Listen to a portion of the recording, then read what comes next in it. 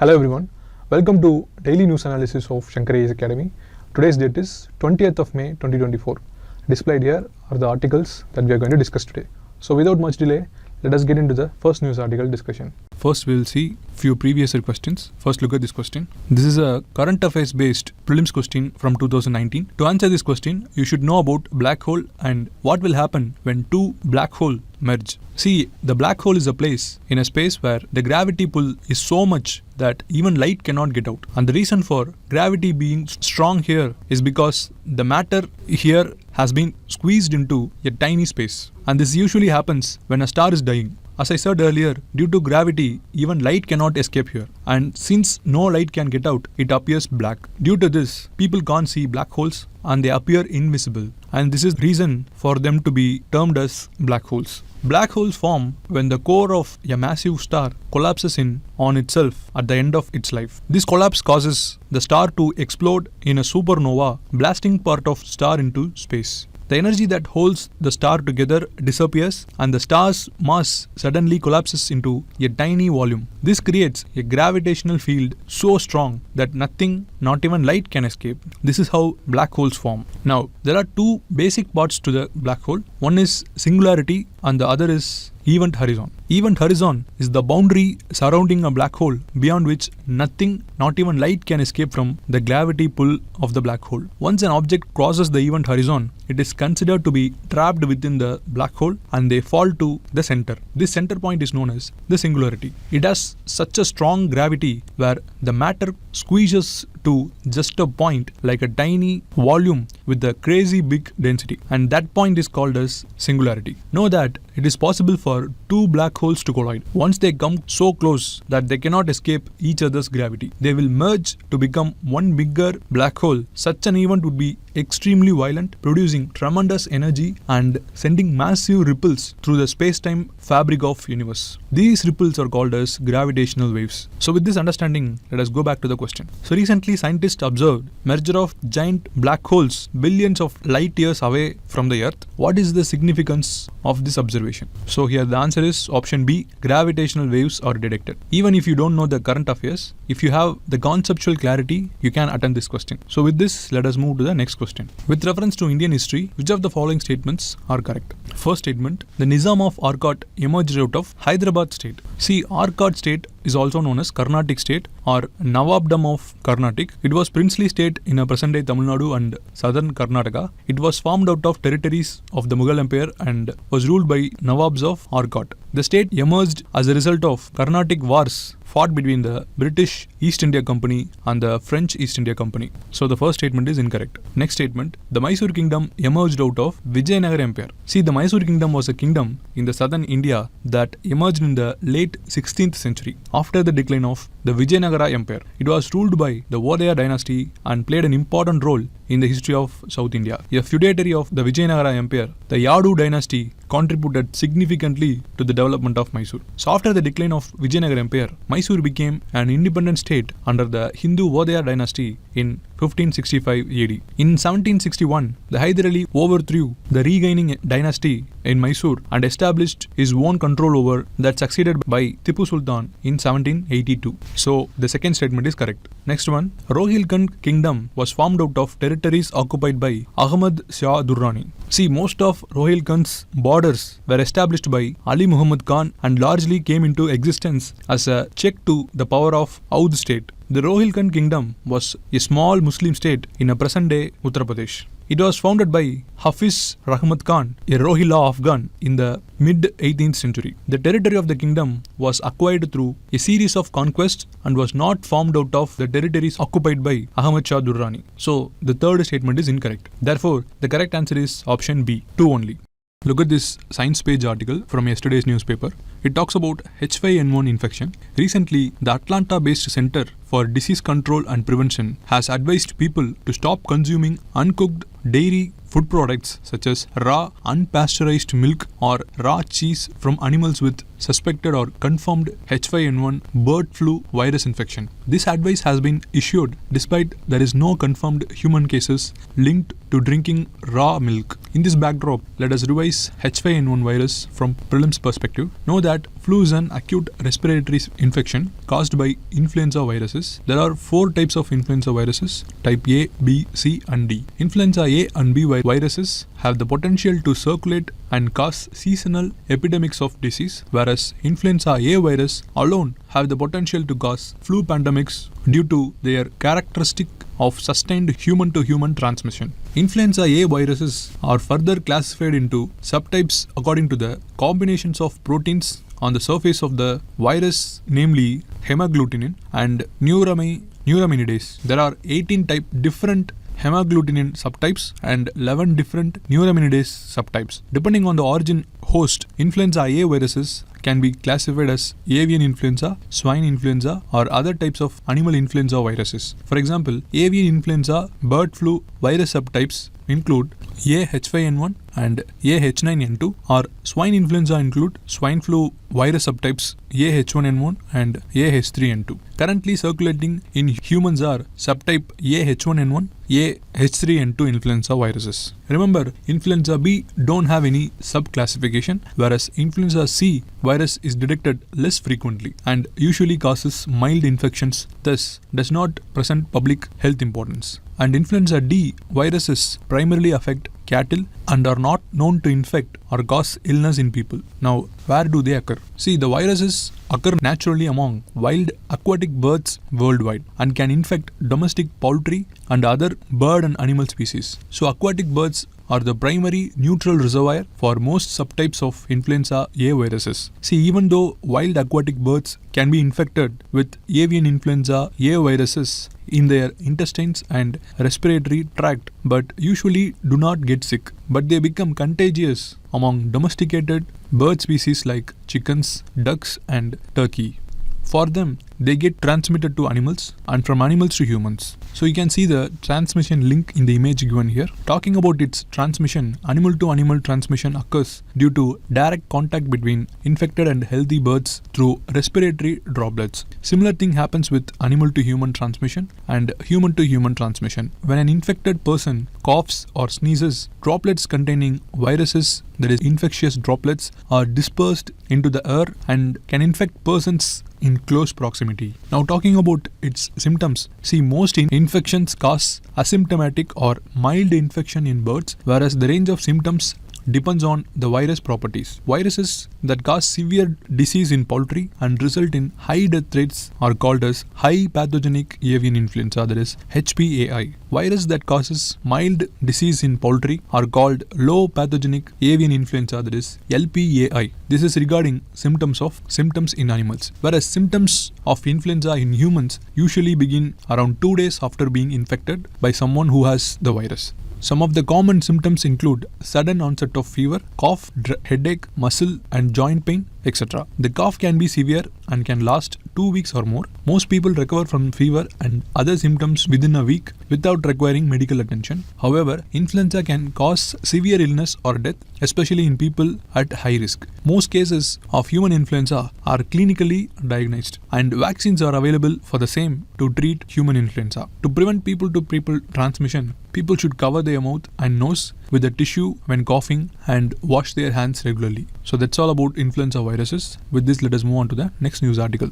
Look at this article. This science page article explains what is stellar nucleosynthesis. Using this as an opportunity, let us understand about the term in this news article discussion. See, stellar nucleosynthesis is the process involving nuclear reactions through which fresh atomic nuclei are synthesized from pre-existing nuclei or nucleons. This phenomenon has occurred since the original creation of hydrogen, helium and lithium during the Big Bang, and it expands how stars change their structure and compositions over the course of their lives and contribute to the creation of new star. Now let us see how this process occurs. See, the cores of stars experience crushing pressures and extreme temperatures. For example, the temperature in the sun's core is about 15 million degrees Celsius. In these harsh conditions, the nuclei of atoms undergo nuclear fusion. The hydrogen nuclei consists of just one proton. Inside the core, these nuclei fuse together to form helium nuclei. which consists of 2 protons and 2 neutrons. This fusion process in similar stars like the Sun is known as proton-proton process. In more massive stars, stellar nucleosynthesis follows a different path due to high core temperatures and greater availability of energy. These conditions allow for the carbon-nitrogen-oxygen cycle, where the nuclei of these elements facilitate the fusion of hydrogen into helium along with the formation of other elements. As a star exhausts its supply of fusible nuclei, its core contracts, increasing its temperature and triggering further nuclear fusion. This cycle continues until the star begins to produce iron in its core. Fusion of iron, the lightest element for which fusion consumes more energy than it releases, marks the end of energy generating fusion processes in the core. In other words, once iron accumulates in the core, the star can no longer sustain fusion reactions to counter-react gravitational collapse. This is when the core contracts and the outer layers are expelled in a supernova explosion. The elements synthesized in stars are eventually distributed into space through stellar winds after supernova explosions. This encircles the interstellar medium and contributing to the formation of new stars, planets, and ultimately life. To sum it up, stellar nucleosynthesis explains how stars act as cosmic factories that enables fusion of simple elements into more complex ones and distributing them across the universe when they die. So that's all about this stellar nucleosynthesis. With this, let us move on to the next news article. Look at this article. The recent shocking incident in Mumbai where a giant outdoor hoarding collapsed, leaving at least 16 people dead and over 70 people injured. The billboard was installed without authorization from the Mumbai Municipal Corporation. See, this was one of the many recurring incidents in India where the falling of billboards and deaths were a matter of concern in the Indian cities. So let us take the case of Mumbai. Here, a hoarding 9 times the permissible size was allowed to remain until it collapsed. This indicates a lack of oversight of the corporation. Moreover, a review of outdoor advertisement policies across different cities in India shows that these policies lack time-bound action against illegal hoardings. On continuing our discussion, although the policies provide for maximum dimension for hoardings, many cities have billboards that are well beyond permissible sizes. Time and again, this was taken by high courts, which often criticizes the corporations for their inaction or lack of enforcement with respect to the advertisement regulations. An important example of this kind is the action of Bombay High Court, which gave guidelines for the removal of illegal hoardings and directed that it should be done by 2 police personnel who should be accompanied by a civic staff member at the time of removal. Moreover, there are 2 key issues that hinders the enforcement of advertising regulations by city corporations. They are lack of transparency and intermittent enforcement. On the front of transparency, the advertisement policies must expressly state the process through which complaints against illegal advertisements can be raised and the action can to be undertaken. With respect to enforcement, there is a need for a mechanism which ensures the prompt removal of unauthorized hoardings. So in this juncture, let us see about 2 policies which deals with this issue. They are Delhi Outdoor Advertising Policy 2017, which requires owners of non-compliant advertisements to remove the structures within a specified time, failing which they are to be removed by the municipal authority. Moreover, Tamil Nadu Urban Local Bodies Rules 2023 require the municipal officials to review the licensing of hoardings every 3 months and submit quarterly reports to the Chief Administrative Officer of the urban local body. Finally, the mechanisms like interdepartmental bodies can be formed to check unauthorized hoardings. This can be done by periodic zone-wise or ward-wise inspection of outdoor advertisements to ensure that they meet the standards which were laid down in law. So this is all about the discussion. With this, let us move on to the next news article. Look at this article. On March 7, the NIA filed a charge sheet in a Guwahati court accusing the China-Myanmar module of the National Socialistic Council of Nagaland, that is NSCN. This is for supporting banned Meitei outfits to infiltrate India, exploit ethnic unrest in Manipur and destabilizing the state. The NIA claims that their goal is to take advantage of the ethnic unrest in Manipur, which started in May 2023. Their larger objective is to destabilize Manipur and wage war against the government of India. So in this context, let us understand about the importance of investigative agencies with our mains answer writing practice. Let me read out the mains question. What are the internal security challenges being faced by India? Give out the role of central intelligence and investigative agencies tasked to counter such threats. So this question was asked in 2023 in GS paper 3. Here we have to discuss the important internal security challenges faced by India, and then we have to mention about various investigative agencies and their roles. So let's start answering. First, let us give a brief introduction. See, India faces a multitude of internal security challenges that threaten its national stability and growth. These challenges include terrorism, insurgency, left-wing extremism, communal violence, cyber threats, and organized crimes. Addressing these threats necessitates a comprehensive and coordinated approach involving multiple intelligence and investigative agencies. A sovereign nation's foremost responsibility is the safety of the citizens from external as well as internal challenges. Since independence, India has tackled various internal security challenges, including insurgency, militancy, and externally included rebellions. So this can be your introduction. Now coming to the body of the answer, first we have to list out the internal security challenges for India. First one is terrorism. India has been a frequent target of terrorism, particularly from cross-border terrorism originating from Pakistan. Key areas affected include Jammu and Kashmir, metropolitan cities, and sensitive installations. Next one is separatist movements. See, separatist feelings have been present ever since the birth of our nation and still continue to be a cause of misery for law and order. For example, Nagaland separatism, Kashmir separatism, etc. Next one is communalism. The contentions between two major religious groups have often led to brewing of hatred and fights. These further fuels separatist tendencies. Hate among groups make our citizens easy targets to be motivated for terrorist activities. Next one is illegal migration. Over the years, illegal migration has led to a lot of associated problems such as demographic change and increased unemployment, thereby straining the nation's resources. Next one is left-wing extremism. It is noted in central and eastern parts of India and is marked by Marxism or Maoism as its political ideology. Socio-economic disparities and land alienation are some of the factors responsible for its emergence. Next one is cyber threats. With the increasing digitalization of services, cyber threats have emerged as a major challenge. Cyber espionage, hacking, and digital fraud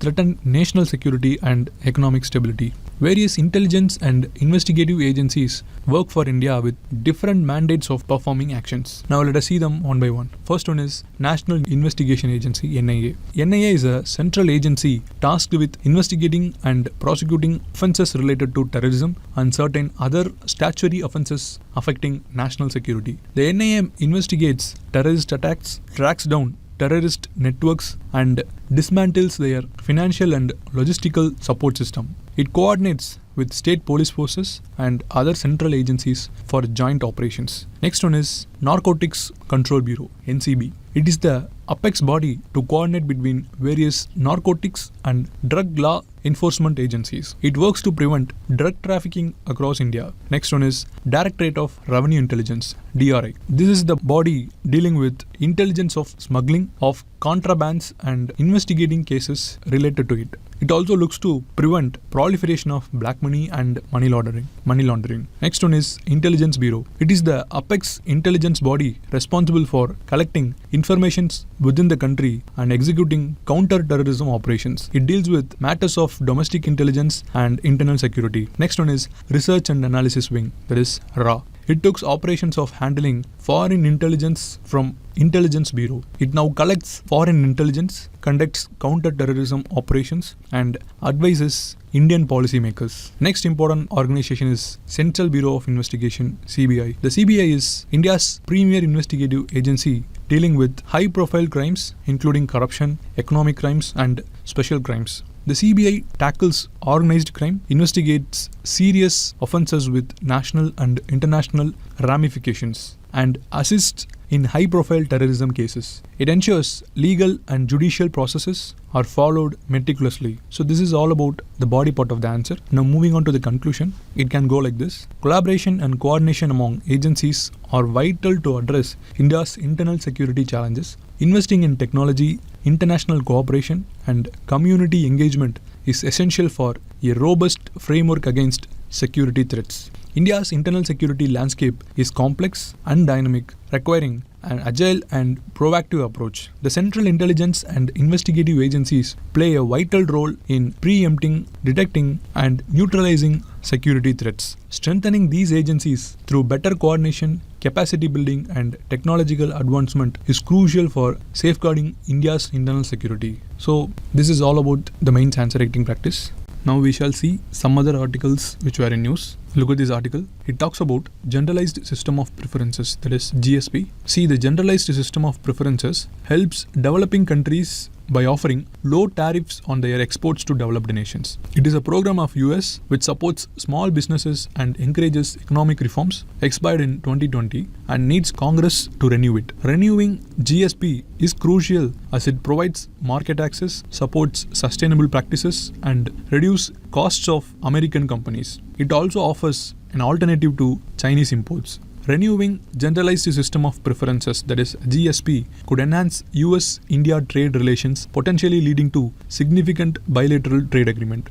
This is important as the US is not currently negotiating free trade agreements. So GSP negotiations could cover various areas including labor rights, environmental laws, and regulatory practices benefiting both the countries.